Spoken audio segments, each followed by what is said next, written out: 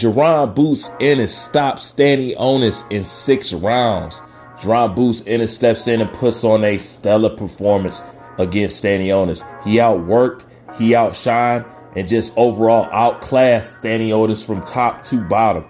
The fight started a little faster than I thought it was going to. Stanionis underperformed a little bit more than I thought that he was going to. But at the same time, Jaron Ennis overperformed a little bit than what I thought that he was going to. So it was surprises all the way around. But nonetheless, it was a great fight. And this is the crazy part. Jaron would have had a flawless performance. Believe it or not, he would have had a flawless performance if his defense wasn't just so bad. As you guys know, Jaron, although he might have won every round, got hit every round with some clean flush shots. And that's one of the classic tales of just Jaron. But besides that, excellent performance. He went in there and did with Stanionis what you would expect him to do with somebody like Stanionis. So that's a good thing. So now he can't have people get off his back for the moment. You know, he can't silence the critics for the moment. You know what I'm saying? He now can put those Kukashan fights and stuff like that behind him and ride off this one for the moment. Now, I'm pretty sure we got more to talk about. We can talk about how you felt about the fight and what you think. Do you think Jaron Ennis deserves to be in the pound for pound?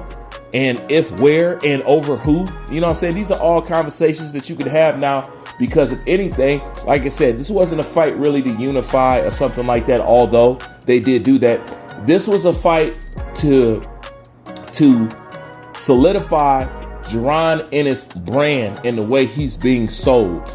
And can they continue to sell him like they've been selling him? And with that performance, yes, he can continue to go on. He did not fumble. He delivered. So he lives to fight another day. Okay. I'm pretty sure that people, regardless of his stellar performance, still feel some kind of way about Jaron. And I would have to say that I'm part of that group. I thought it was a great performance. I thought he did better than what I thought he was going to do. And I'm glad he did with Stanionis what he was supposed to do. But at the same time, but we gonna say that for another day. We ain't gonna rain on nobody parade because he did a great job and he finally gets to get some respect back that he lost. You know, just travel the waters with a little bit more caution. Understand what you get yourself into. If you compare yourself to greatness, you're going to get compared to greatness and you're going to have expectations of the greats. That's one of the things that they should know. This is why they were cautioned not to talk no shit right after the fight.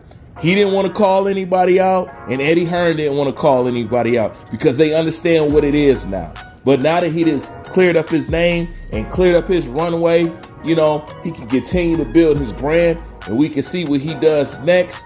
It is a lot of things to talk about, but we're going to talk about it tomorrow. So I suggest